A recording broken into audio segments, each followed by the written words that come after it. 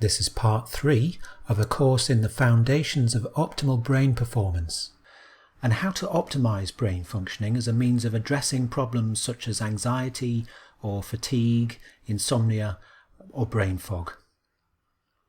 We're using the framework of functional medicine, which uses functional laboratory testing to look for underlying biological imbalances and weak points, and then develops personalized plans for addressing those causal factors. In Unit 3 we're going to look at blood sugar regulation. I want to show how problems in blood sugar regulation could lead to things like fatigue and mood swings.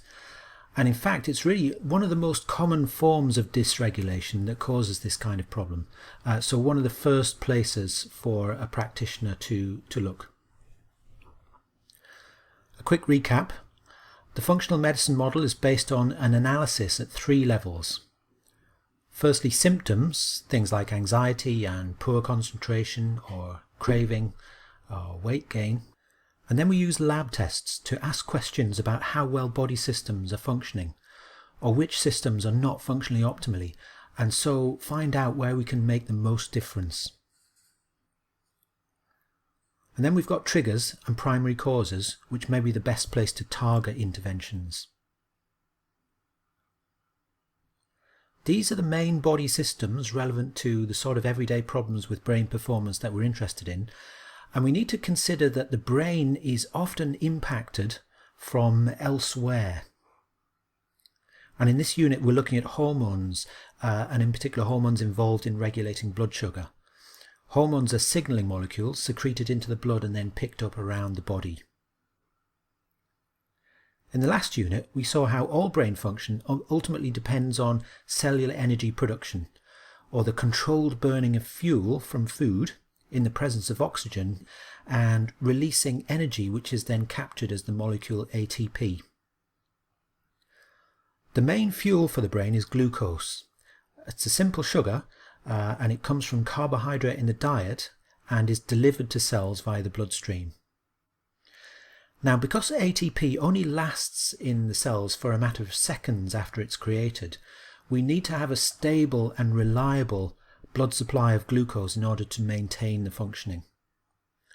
So the job of regulation is to take a very intermittent intake of fuel or sugar into the body, when we eat that is, and turn it into a smooth and stable blood glucose level. So that's quite a challenge actually.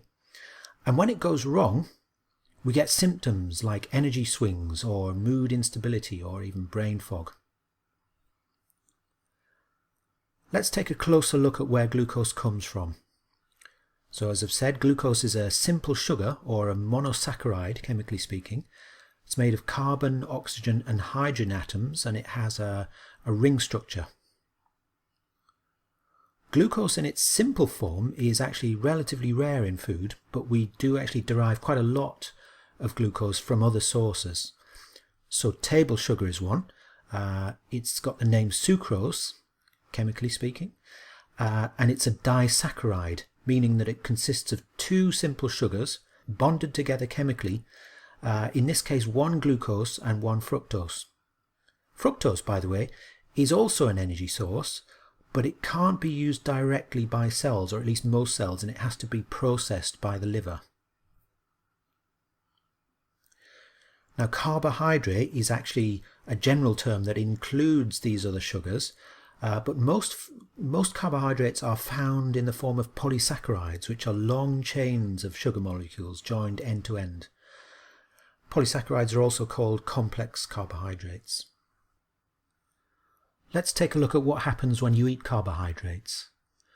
The complex carbs are broken down into simple sugars by digestion, which are then absorbed into the blood through the lining of the gut. And the process is shown in this graph. So I'm assuming we're eating at this point in time, so time is shown horizontally in the graph, and the blood glucose starts off pretty low, assuming that we haven't eaten for perhaps a few hours, and gradually begins to rise, and then levels off after maybe a few hours, before gradually falling back again. That's assuming that we don't eat anymore in the meantime. Now these 2 dotted lines here are reflecting the idea that there are bounds on blood sugar or healthy limits. And if the blood glucose crosses those limits, if it goes too high or too low, then problems can follow. Too high is a problem because sugar can actually react chemically with other molecules, rendering them useless or functionally useless. So it's a form of molecular damage, and it's called glycation. So for example, in the blood, sugar can react with hemoglobin, which is the protein that carries oxygen. And the result is hemoglobin that just doesn't work and it can't do its job anymore. Now, besides proteins, sugar can also react with fats and even DNA. So clearly you want to limit the amount of glycation going on.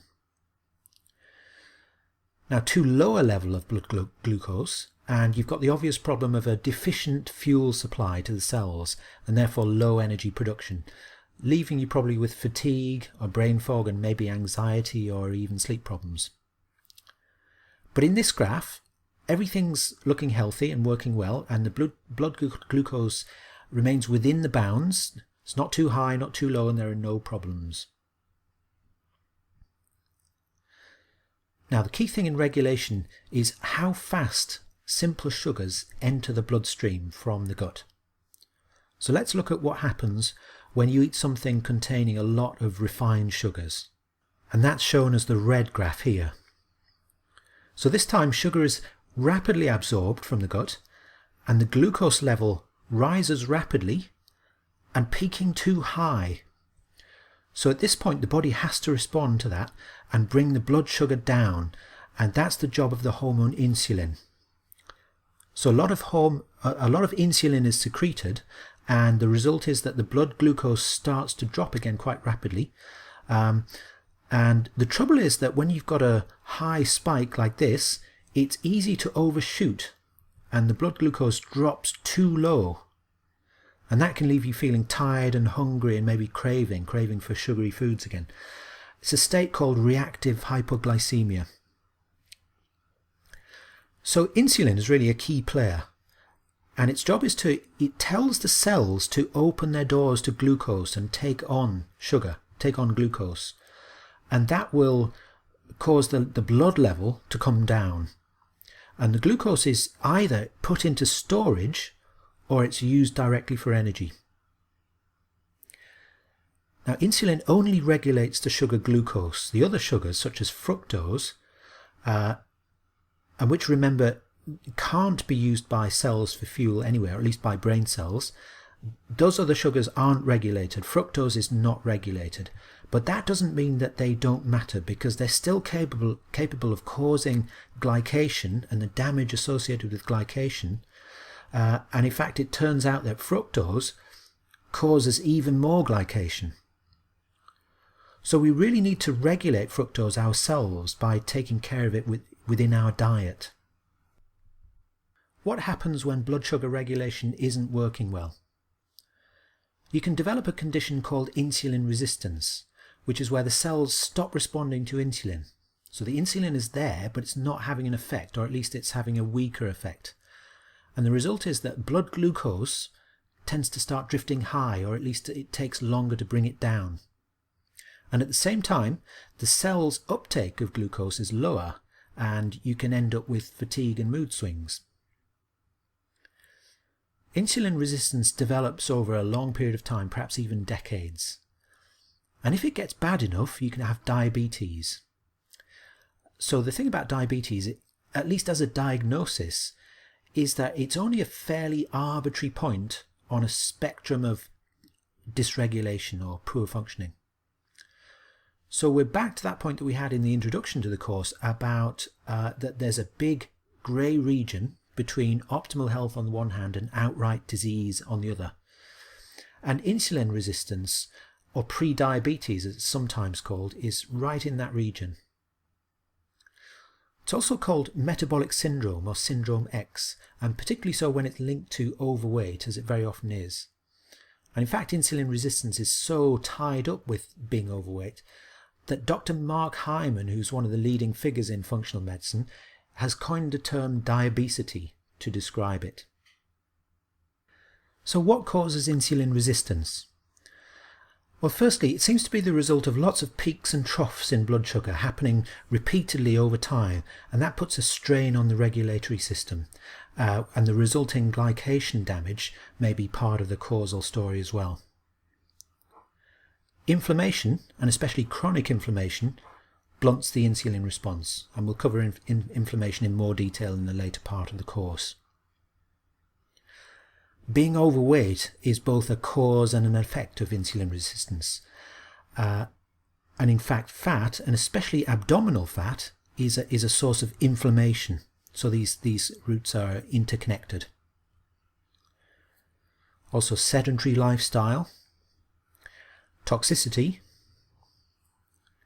and stress in the form of high cortisol.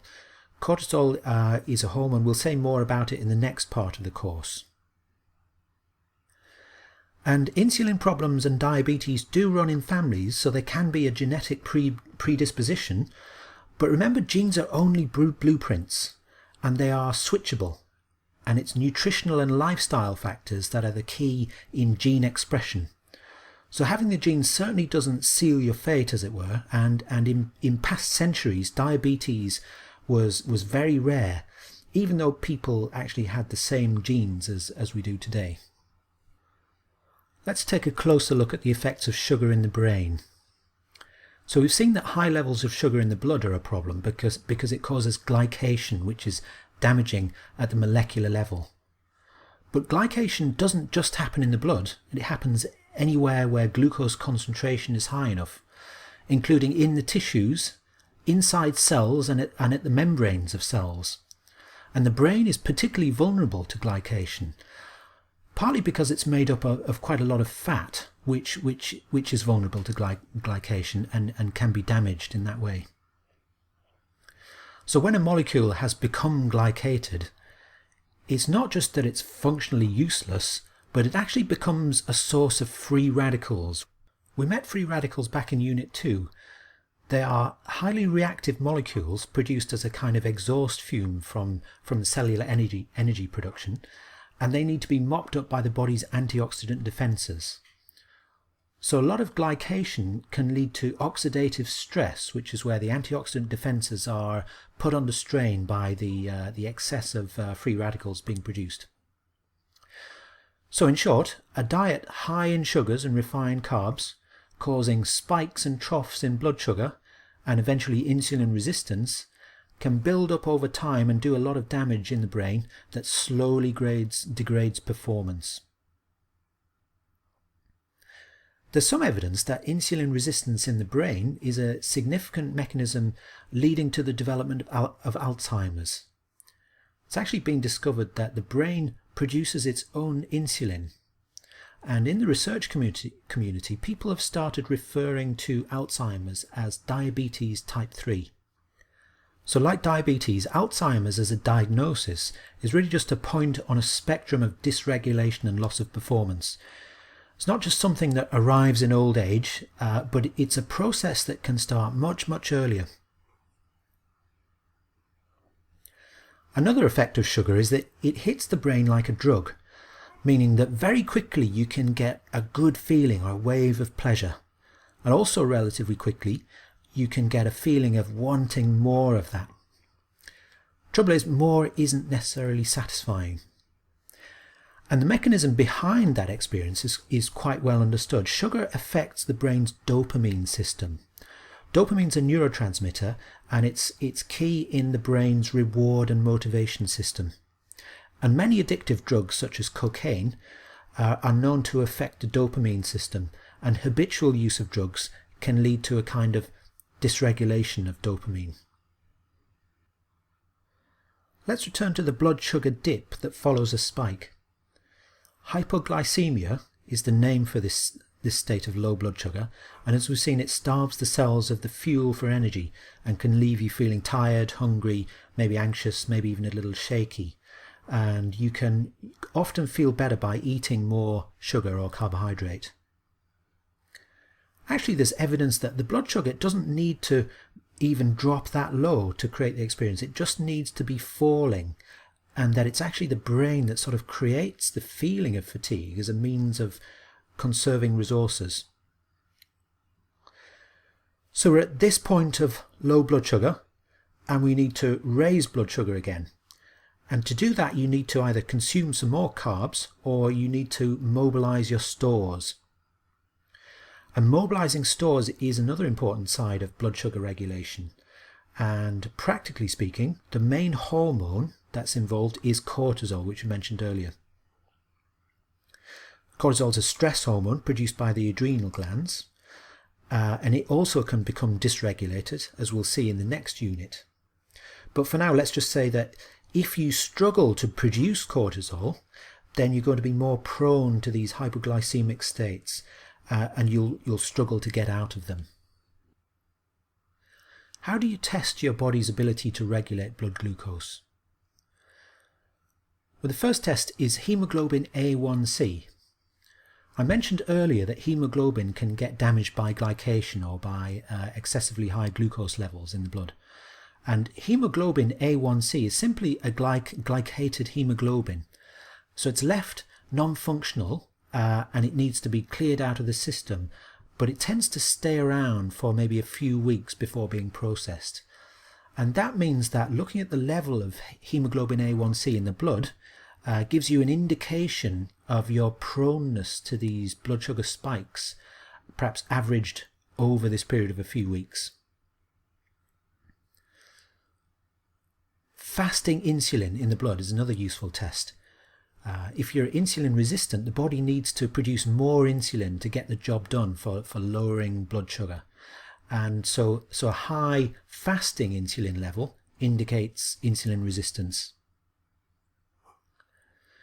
And there's a test you can do at home. You can invest in a blood glucose monitor.